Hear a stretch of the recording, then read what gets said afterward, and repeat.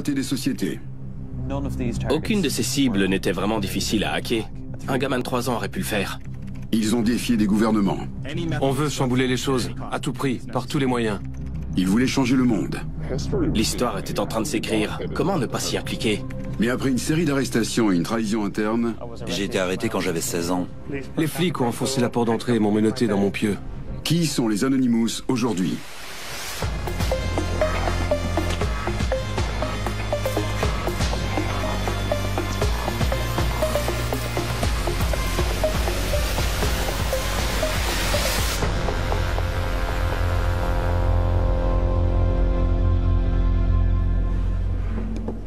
Vous avez un appel prépayé. Vous ne serez pas facturé pour cet appel. Cet appel vient de... Jeremy Hammond. Un détenu d'une prison fédérale. Cet appel... J'appelle Jeremy Hammond, un hacker légendaire des Anonymous. Il a été condamné à 10 ans de prison pour avoir piraté une société de renseignement privé. Salut mec, ça roule? Jeremy, ça va? C'est Ben. Ça roule. C'est le matin, je bois mon café. Écoute, on vient de m'appeler dans le bureau de l'inspecteur. Et il y a un mec qui est à côté de moi, alors... Je peux pas continuer, si, je peux pas te parler maintenant. C'est pas possible? Non, faut que j'y aille. Il faut que tu y ailles? J'essaierai de t'appeler plus tard. Tu me rappelleras? Je vais essayer, ouais. Ok, merci, bonne chance.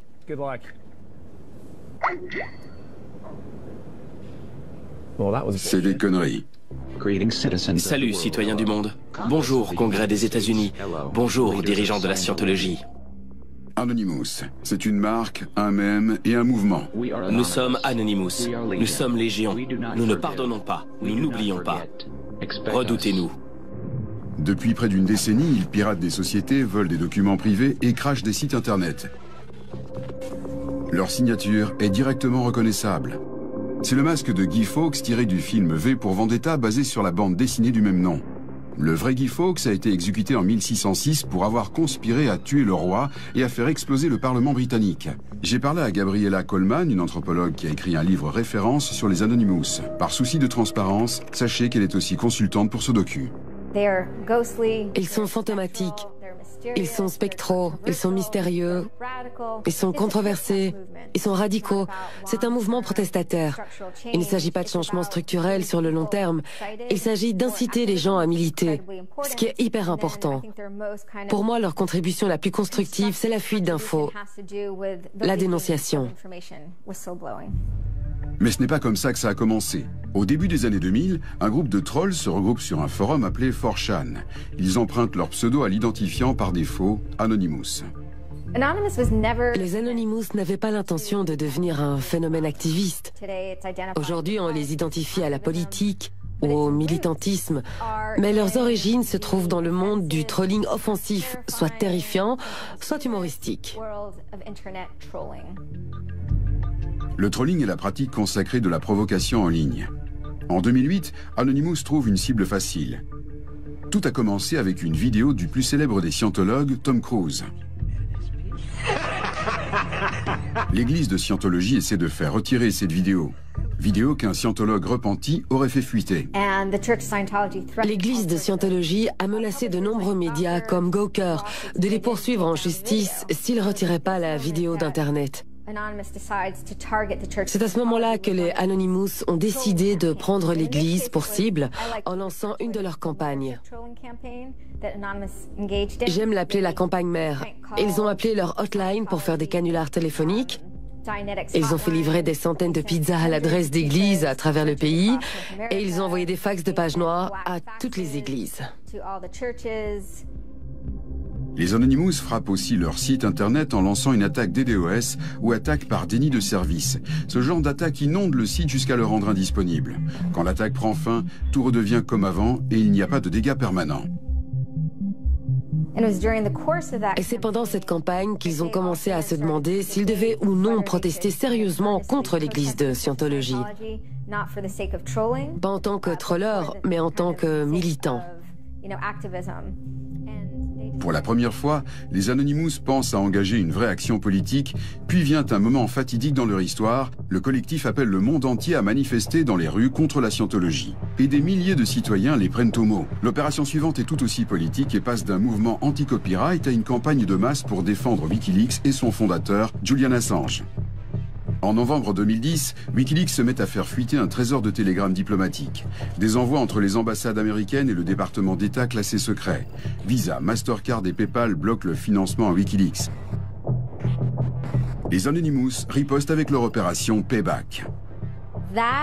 Cette opération a été, et je crois qu'elle l'est toujours, la plus grande protestation des DOS de l'histoire d'Internet. Plus de 7000 personnes se sont connectées sur le chat où l'activité était organisée. C'était monumental. Ils ont protesté plusieurs jours contre Visa, PayPal et Mastercard. L'opération Payback propulse les Anonymous sur la scène internationale et attire l'attention du FBI. Au responsable de la division cybercriminalité, Sean Henry les a regardés évoluer. Il est retraité depuis 2012. C'était comment d'être confronté aux Anonymous ? Les Anonymous, ils n'auraient pas pu trouver de meilleur nom. Qui sont ceux sur qui on enquête? Ils vivent où? Ils s'associent avec qui? C'est un groupe d'activistes répartis un peu partout dans le pays qui sont très discrets en tant qu'individus. Que pensez-vous de leur activité? Ils lancent surtout des attaques des DOS. C'est si grave que ça? On voit l'émergence d'une nouvelle forme de protestation sociale.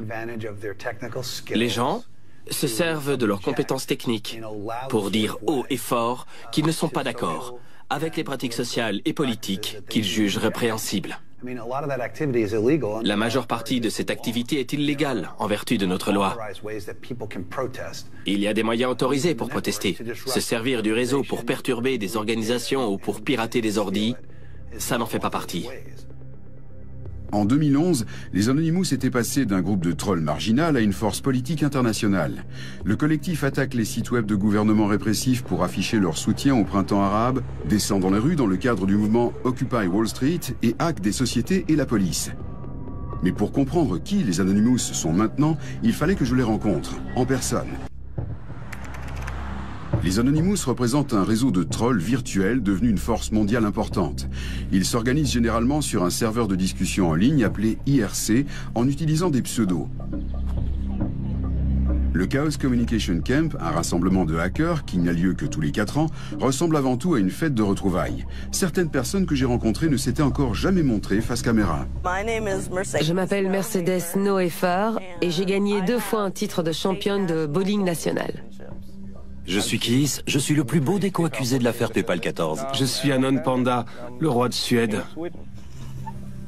No Case et Anon Panda ont participé à la légendaire attaque des Anonymous contre PayPal, Visa et Mastercard en faveur de Wikileaks et de son fondateur, Julian Assange. Je l'aime pas en tant que personne, mais ça ne veut pas dire qu'il n'a pas de droits, ni que je me battrai pas pour ses droits. Parce que s'il n'a pas de droits, j'en ai pas non plus. Tout le monde a des droits, sinon ce serait des privilèges. Si je veux publier des infos gouvernementales secrètes que le monde devrait connaître, je dois aussi défendre Assange. Mais certains membres d'Anonymous s'intéressaient plus aux lulz, terme argotique qui signifie pour rire, qu'à la politique. Lulzsec était un petit groupe dissident composé de membres d'Anonymous qui voulaient juste rire du système. Les hackers s'emmerdent. Il n'y a rien de plus dangereux qu'un hacker qui s'emmerde, parce qu'il trouvera très vite le moyen de se divertir. Darren Martin était membre d'Anonymous et de Lulzsec. Son pseudo était Pawn Sauce. Pawné veut dire entubé en beauté. Quand les choses ont commencé à prendre de l'ampleur avec Lulzsec, j'avais 19 ans, comme la plupart des membres à l'époque. On était encore des gosses, on s'est séparés et on a chacun fait notre truc de notre côté. Et puis, ça s'est développé de façon incontrôlée. Tu peux me citer quelques cibles de Lulzsec et me dire pourquoi vous les aviez choisis? En gros, Lulzsec se foutait de la sécurité. On a choisi des cibles drôles à hacker. Et les sociétés, elles sont drôles à hacker.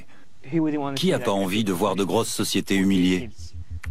Tiflo était un hacker talentueux et membre respecté d'Anonymous et de Lulzsec. Il a rejoint les deux groupes à seulement 16 ans. Pendant l'été 2011, Lulzsec se prend d'une folie de piratage. Il lance des attaques DDoS contre les sites internet de la CIA et du Sénat, hack une association du FBI appelée Infraguard et publie une fausse histoire sur le site PBS NewsHour. Il redirige aussi le site du journal britannique The Sun vers une notice nécrologique de son patron. Aucune des cibles n'était vraiment difficile à hacker. Un gamin de 3 ans aurait pu le faire. Le piratage du site du Sénat était un des piratages les plus faciles à réaliser. On aurait dit un système des années 90, plein de failles de sécurité. Dans la plupart des cas, les gens trouvent que c'était mérité à cause de leurs actions passées. Par exemple, The Sun, qui était impliqué dans un scandale de piratage de téléphones portables de célébrités. Quand The Sun a été piraté, beaucoup de gens trouvaient ça drôle. Question de justice? Ouais, S'ils piratent, piratons-les aussi. ouais, c'est un peu l'enculeur enculé. Lulzsec et Anonymous avaient besoin de serveurs pour s'organiser. Et vu que les serveurs des sociétés se coupaient ou qu'on les balançait à la police, ils mettent sur pied leur propre réseau. C'est là que Chris Wetherhead entre en scène. Il aide à créer Anonops, le réseau de chat principal du collectif. Tu gérais les serveurs qu'Anonymous utilisait pour ses actions? Oui, je gérais les serveurs qu'ils ont utilisés pour certaines opérations, dont les plus connues sont Opération Payback, Opération Avenge Assange et celle liée au printemps arabe.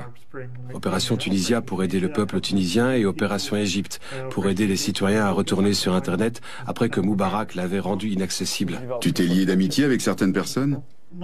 Personne ne se connaissait vraiment. Il y avait une sorte de mélange entre amitié et confiance. T'arrives à un point où tu donnes des infos à des gens en qui t'as implicitement confiance.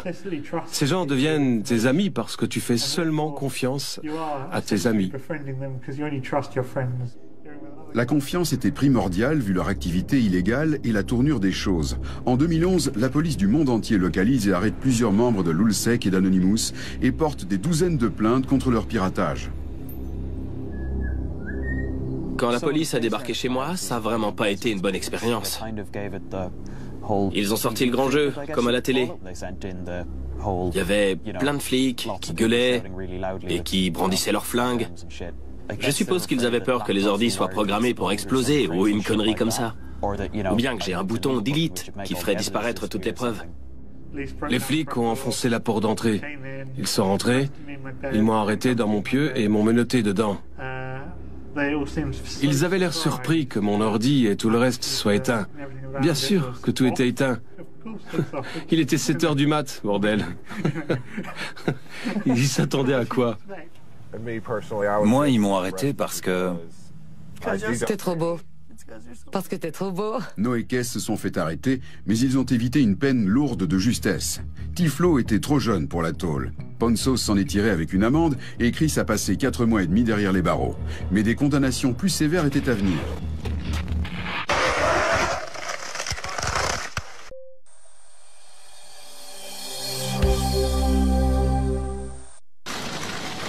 Anonymous a eu du bol jusqu'à une série d'arrestations en 2011 et 2012. Mais pour les membres du collectif, le plus dur à avaler a été que la plupart de ces arrestations ont pu avoir lieu grâce à un indique. Hector Xavier Montségur, alias Sabou, était un membre d'Anonymous et de Lulzsec. Et beaucoup le considéraient comme un ami. T'as rencontré Sabou? C'était comment? Il était comment? Sabou, c'est un personnage intéressant. Il était très impliqué au sein d'Anonymous. Et il était très charismatique. Sa personnalité virtuelle était plus influente que sa personnalité réelle. C'est pour ça qu'il a été si efficace en tant qu'indique. Certains de ses pairs et de ses collègues disaient que c'était une légende. D'après toi, pourquoi il a dénoncé ses amis et ses pairs? Sabou était dans une situation difficile. Quand le FBI a débarqué chez lui, ils lui ont dit « Bosse pour nous ou on te prend tes 2 cousines dont t'as la garde. Elles pourront pas rester dans ta famille. » Il a accepté le marché qu'on lui proposait et a bossé pour le FBI quasi tout de suite. Sabou mène le FBI à l'Ulsec, mais aussi à un des hackers les plus brillants d'Anonymous, Jeremy Hammond, qui était alors âgé de 27 ans. Hammond était un gros poisson, un anarchiste radical aussi actif dans les rues qu'en ligne, un activiste bien avant la création du collectif. Nous pensons qu'Internet est un nouveau moyen puissant, où une poignée de gens rassemblés en petits groupes peuvent provoquer de gros changements et de gros dégâts rien qu'en plaçant les données dans la bonne direction. On veut chambouler les choses à tout prix par tous les moyens. Hammond a aidé à lancer une opération anti-sec qui visait des services de police et ce qu'il appelle le complexe de la sécurité nationale. Sabou joue aussi un rôle majeur dans cette action pendant qu'il bosse pour le FBI. Alors que les fédéraux suivent ses moindres faits et gestes, il présente Hammond à un hacker qui avait infiltré Stratfor, une immense société de renseignement mondiale. Hammond pirate alors Stratfor, volant des milliers de numéros de cartes de crédit et des millions d'emails. Il a été condamné pour ce piratage et purge en ce moment une peine de 10 ans dans une prison fédérale. Hey mec, ça roule? Salut, ça va? Ouais, ça roule mec.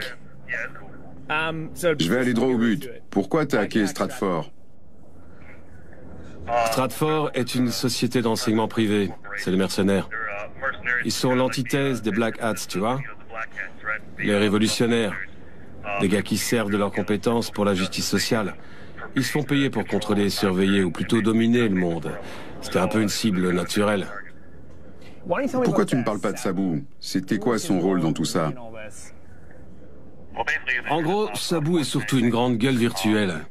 Il a été membre d'Anonymous et de l'Ulsec. Ils ont débarqué et l'ont chopé. Il a flippé et il s'est mis à bosser pour les fédéraux. Tu l'as pris comment? Bah, c'est pas honnête. Il nous a trahis. Il a choisi de se ranger du côté de l'ennemi. Les fédéraux, les White Hats, la NSA du monde. Il n'a pas seulement dénoncé ses amis avec lesquels il bossait, mais il a saboté tout un mouvement. En gros, il a fait coffrer quelques gosses. Tu sais, si Sabou avait pas flippé, je crois qu'on aurait continué. On aurait été plus efficace. Je me serais sûrement jamais fait choper si Sabou avait pas balancé. J'ai demandé à Sabou de me donner sa version des faits, mais il a refusé de me parler si j'enregistrais. Après avoir piraté Stratfor, Hammond contacte Wikileaks qui publie des emails de la société révélant qu'elle surveillait des militants du monde entier. Wikileaks va commencer la publication de 5000 emails documentant la vie privée et les mensonges de détectives privés.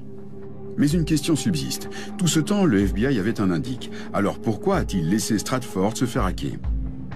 Le FBI aurait pu faire quelque chose. Il aurait pu éviter les dégâts causés. Mais non, ça les intéressait plus d'attraper et de piéger des gens en pleine action. Ils auraient pu empêcher le piratage et faire de la prévention de crimes, mais ils se sont dit « Et puis merde, on va tous les choper ». Le FBI a ruiné Stratfor. Et pour ça, il devrait se remettre en question et se dire de quelle putain de morale on se réclame pour se servir des gens comme appât. Après l'arrestation médiatisée de quelques-uns de ses membres principaux, Anonymous est à la croisée des chemins. Mais certains hackers sont devenus encore plus déterminés qu'avant. La trahison de Sabou a rompu la confiance au sein d'Anonymous. N'importe qui pourrait être un indique. Et d'après l'expert en sécurité Robert Hansen, le collectif a été infiltré. Je sais que certains gouvernements ont un vif intérêt à infiltrer le groupe, mais aussi à faire flipper ses membres et à les monter les uns contre les autres. Et pour vous, ça veut dire que des agences de renseignement de par le monde vont essayer de compromettre les membres d'Anonymous? Ouais. Qui en particulier? À ce stade, presque tous. J'ai participé à des réunions et on parlait de ça. Ils disaient pas « on devrait faire ça », mais « on va faire ça ». Anonymous est aussi propre qu'une piscine publique. Je sais pas si je dirais ça comme ça. Mais ce que je sais, c'est que ce serait trop dangereux pour un type comme moi de penser à les rejoindre maintenant. Si j'étais un membre d'Anonymous, je foutrais le feu à tout et je me barrerais sans me retourner. Mais pour certains, partir n'est pas une option. Malgré les risques, les attaques des DOS et les piratages continuent partout dans le monde. Tu réponds quoi à ceux qui disent qu'Anonymous s'essouffle? Ça n'arrivera jamais. Pourquoi? Anonymous existera toujours. C'est une idée. On ne peut pas la tuer ni l'emprisonner. Bayo risquerait la tôle si son identité était révélée. Il a participé aux attaques des DOS visant les sites du gouvernement canadien, protestant contre une loi antiterroriste appelée C-51. Cette loi donne plus de pouvoir de surveillance au gouvernement et on s'inquiète pour le respect de la vie privée. Vous allez intensifier les attaques contre le Canada? Ça va dépendre de ce que le gouvernement va faire de la loi. Il faut qu'il l'abroge. Tu peux être emprisonné à vie si on te proclame terroriste. Moi, par exemple, je pourrais être détenu à vie. Pour terrorisme? Pour terrorisme, parce que j'ai poké un site à plusieurs reprises. C'est ça, les dégâts causés. Quelques pokes. Ouais. On arrête, le site est de nouveau en ligne. La belle affaire. Si tu devais dire combien de chances t'as sur 100 d'aller en tôle, tu dirais quoi? À ce stade, elles sont élevées. Quand on a décidé de lancer l'opération Cyber Privacy, on savait que l'issue serait soit la tôle, soit la victoire. Voilà, on cède pas. Et ils cèdent pas. C'est pas parce que t'arrêtes quelqu'un qu'il recommencera pas. En tout cas, c'est vrai pour les Anonymous. C'est comme si ça les rendait encore plus motivés, plus passionnés et plus furax. Si tu pouvais revenir en arrière, tu ferais pareil? Si j'avais eu ces idéaux? Probablement. Est-ce que je serais devenu membre d'Anonymous? Probablement. Est-ce que je me serais retrouvé à gérer des serveurs? Il y a de fortes chances. Et donc, est-ce que je serais dans la même situation? Il y a des chances. Ça va se finir comment pour toi? Pour moi, ça ne va pas se finir. C'est l'œuvre de ma vie. Ça se finira s'il m'emprisonne à vie. Sinon, je ne crois pas que j'arrêterai. Au sommet de sa gloire, Anonymous a embarrassé les gouvernants, se moquant d'eux, les immobilisant et dévoilant leurs secrets sur le net. Aussi bien une idée qu'un collectif, des campagnes concertées menées par la police peuvent l'avoir affaibli ou démoralisé, mais elles ne l'ont pas détruit. Anonymous continue d'exister. Pour mes camarades qui sont dans l'épreuve, continuez. Je suis heureux d'entendre que des grosses sociétés et des systèmes gouvernementaux se font hacker et que leurs données sont exposées au grand jour. Merci beaucoup, merci d'avoir pris le temps de nous parler. De rien, mec. Courage.